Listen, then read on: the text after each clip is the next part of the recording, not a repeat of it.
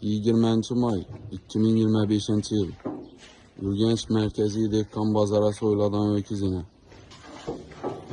Akşam videosunu çıkarıyordum bunu. Teraziden. 750 kilojlu uyvesi geldi. Yoksuz, senesiz zor öküzüne. Neçə kilo geledi? Komentariyada yazı benimle kan.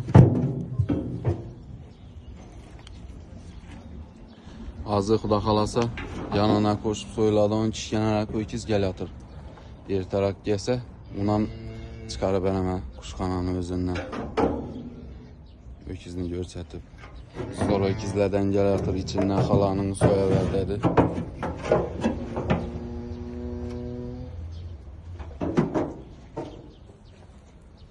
Bulanı geçki yemi indi berlədi.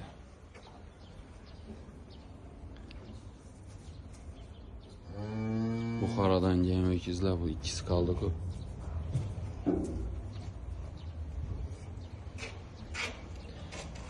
Göşe bara öresizler 110 bin sondan göşünüzü zor etber tutmuş.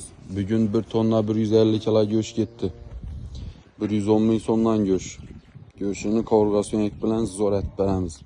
100 bin sondan palavlıklarını son göş etberemiz. Kuru son, yağsız, süyeksiz. Çayxanaçı, gamburgçu kafelere çandırsız son göçlerini geliştirip beğenimiz bana evinde.